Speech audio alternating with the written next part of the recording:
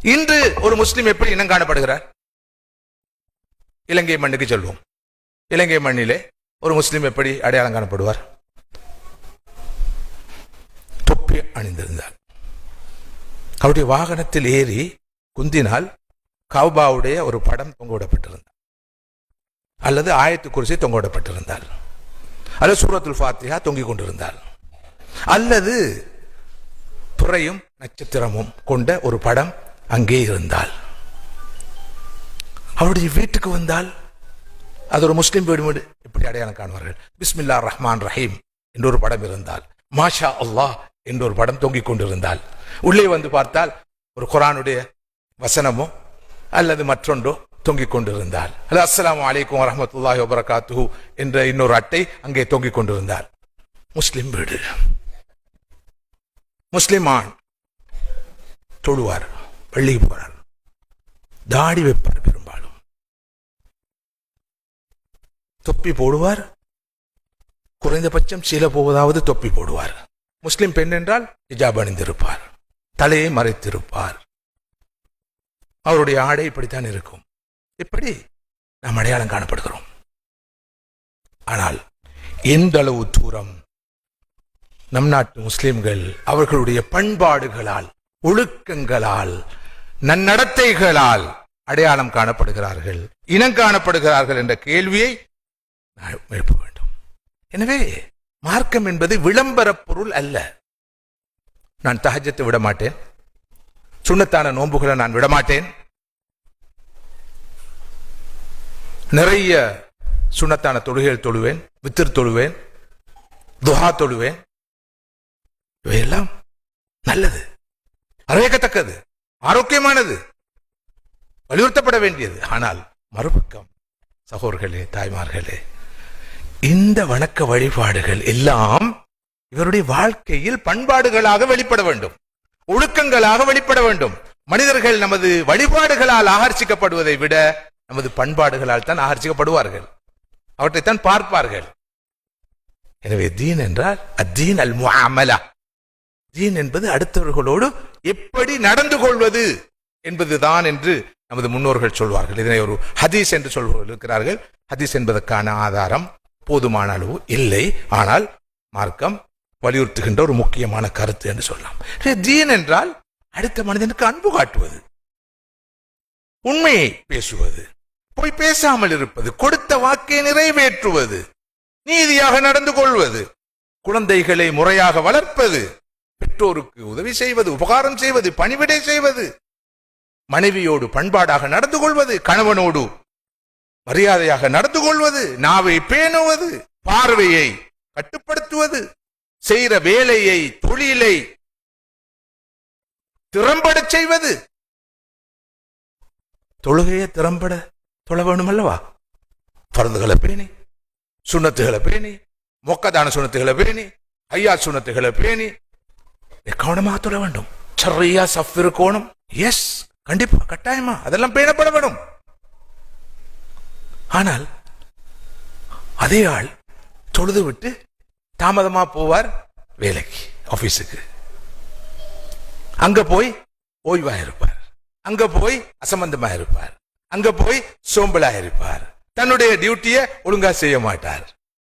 Teacher வகுப்புல போய் 10 நிமிஷம் கதைச்சு கொண்டிருப்பார், பாடத்தை ஆரம்பிக்கிறதுக்கு முன்னால அரட்டை அடிப்பார். பாடத்தை 5 நிமிஷத்துக்கு முன்னால முடிச்சு இன்னும் கொஞ்சம் அரட்டை அடிப்பார். இதுவெல்லாம் மார்க்கபூர்வமான செயல் என்ற பார்வை நம்மிடம் இல்லை. பங்க்சுவாலிட்டி, நேரத்துக்கு வேலை செய்வது. தொழுகையுடைய வக்து விஷயத்தில் எப்படி கரார்? ஒரு மோதினார், ஒரு வாரத்துக்கு 1 நிமிஷம் 2 நிமிஷம் முந்தி பிந்தி அதான் சொன்னா அவர் வீட்டுக்கு தான், டைமுக்கு அதான் சொல்லணும், டைமுக்கு ஆம சொல்லணும். இதை யாராவது பார்த்தா நினைக்கிறது, சுப்ஹானல்லாஹ், இப்படிப்பட்ட பங்க்சுவலான ஒரு சமூகம் எங்க இருக்கும்? எங்க பள்ளியில மட்டும், வணக்க வழிபாடுகள் போது மட்டும். இதே விழிப்புணர்வு, இதே அவேர்னஸ், இதே கான்சியஸ் ஏன் அன்றாட வாழ்க்கையில இல்ல, நடைமுறை வாழ்க்கையில இல்ல? தீன் என்று சொன்னால் அந்த பகுதி கண்டிப்பா கட்டாயமா பார்க்கப்பட வேண்டுமே. இப்ப தீன் என்று சொல்வது ஒரு பக்கம் வழிபாடு என்றால் ஒரு பக்கம் பண்பாடு, சுத்தமாக இருப்பது, ஒழுங்கை பேணுவது, நேர்த்தியை பேணுவது, உழைப்பில் ஒரு சதம் கூட முறைகேடாக பிழையான வழியில் வந்துவிடக் கூடாது என்பதில் விழிப்பாக இருப்பது, தன்னோட சம்பந்தப்படாத விஷயங்களை அலட்டிக் கொள்ளாமல் இருக்கிறது, அதுல மூக்க நுழைக்க அமைக்கிறது. குறிப்பாக சகோதரர்களே, சகோதரிகளே, இந்த இங்கிதம் என்று ஒரு விஷயம் இருக்கிறது. இங்கிதம் அல்லது நுண் பண்பாடு என்று தமிழ்ல சொல்லுவோம். சாதாரண பண்பாடு அல்ல. உண்மை பேசுவது பண்பாடு, சொல்லாமல் இருப்பது பண்பாடு, நியாயமா நடந்து கொள்வது பண்பாடு. அது கங்கால நுண் பண்பாடு இருக்கு. ரொம்ப சென்சிட்டிவானது. இதற்கு ஒரு டேஸ்ட் வேணும். அரபில் இதுக்கு தவுக்குன்னு சொல்லுவாங்க. இயல்பிலேயே அந்த அந்த சிப் இருக்கணும், அந்த அந்த அந்த அந்த சென்ஸ் இருக்கணும், சென்ஸ் ஆஃப் டேஸ்ட்.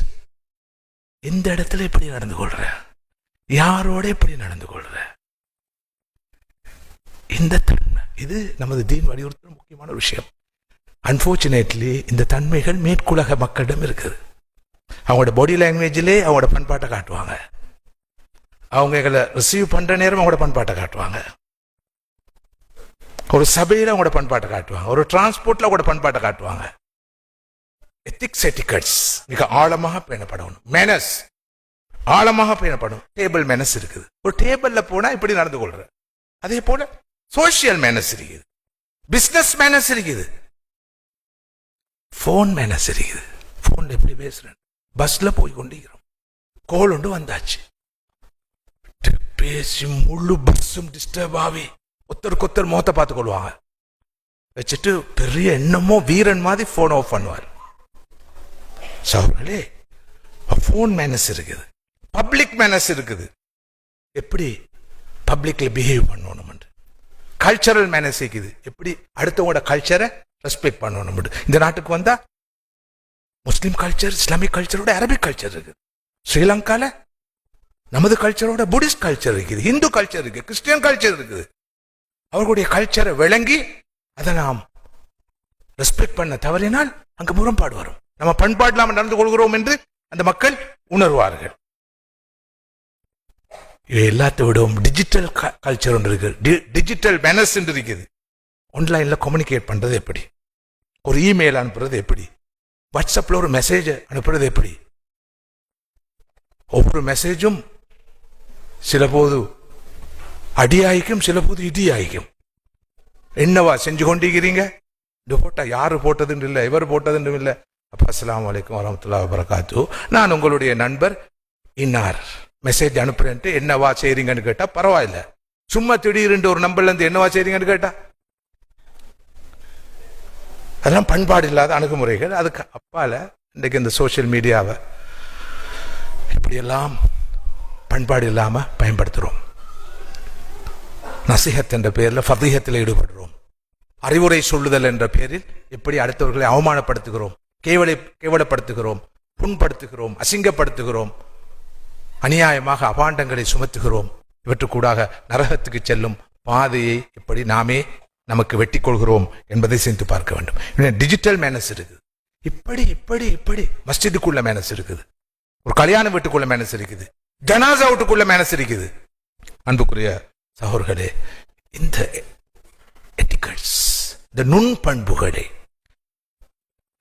இந்த மேனஸ், குறிப்பாக கேட்டசி என்ற விஷயம், அது ஹிப்போக்ரசி அல்ல, அது நயவஞ்சகம் அல்ல. இன்று அது கலையாக போதிக்கப்படுது.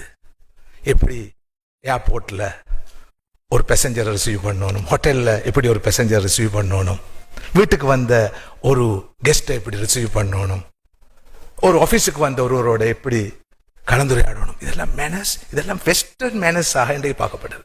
அவர்களை கவலையான விஷயம். இதெல்லாம் அற்புதமான இஸ்லாமிய பண்புகள்.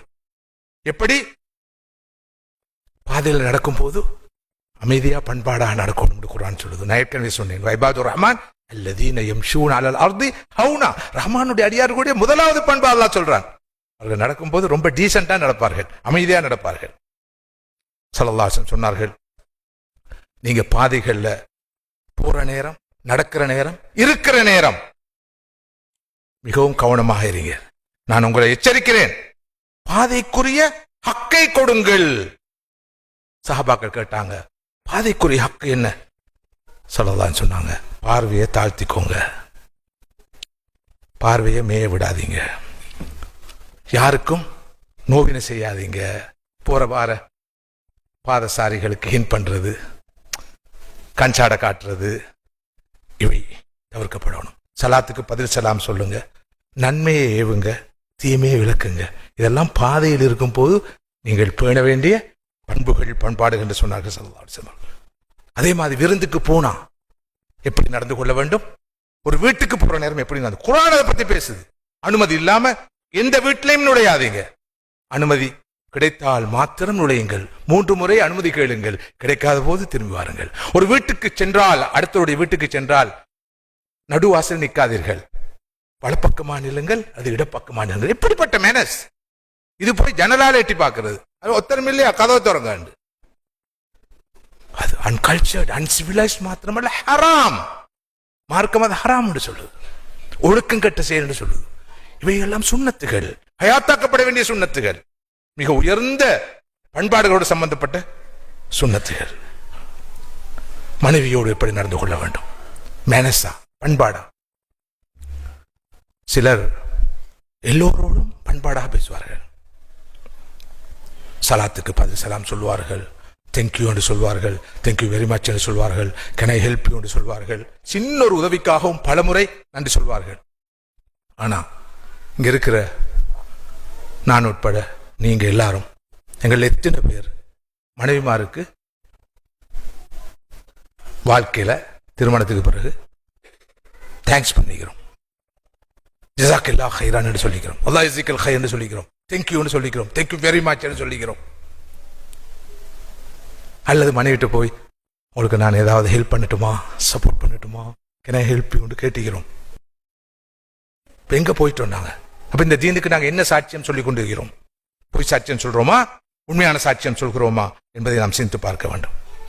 ஸல்லல்லாஹு அலைஹி வஸல்லம் இருந்த அந்த நுண் பண்பாடு எப்படிப்பட்டது என்றால், அன்னை ஆயிஷா ரலியல்லாஹு அன்ஹா அவர்கள் மாதவிடாய் காலத்தில் இருக்கிறார்கள், அவர்கள் தண்ணீர் குடித்து கொண்டு இருக்கிறார்கள். அன்னை ஆயிஷா கொஞ்சம் சங்கடப்பட்டு கொண்டு இருக்கிறாங்க. ரசூலுல்லாஹ்வுக்கு தேவை ஆயிஷா ரலியல்லாஹு அன்ஹாவை ஆசுவாசப்படுத்தணும், சந்தோஷப்படுத்தணும். போய் அவர்கள் குடித்து கொண்டிருந்த அந்த தண்ணீர் பாத்திரத்தை கேட்டு வாங்கி அன்னை ஆயிஷா ரலியல்லாஹு அன்ஹா அந்த பாத்திரத்துல எந்த இடத்துல வாய வச்சு தண்ணி பருகினாங்களோ அதே இடத்துல வாய வச்சு தண்ணியை பருகிட்டு கொடுத்தாங்க. எப்படிப்பட்ட ஒரு அற்புதமான ஹீலிங், கவுன்சிலிங், கம்ஃபர்டிங்! இதெல்லாம் சொன்னது இல்லையா? இதெல்லாம் ரசூலுல்லாஹ்வுடைய வழிமுறைகள் இல்லையா? இவையெல்லாம் ஹயாத்தாக்கப்பட வேண்டும் இல்லையா? இவற்றை பற்றி எல்லாம் நாம் சத்தமாக உரத்த குரலில் பேச வேண்டும் அல்லவா? சகோதரர்களே, நிறைய உதாரணங்கள்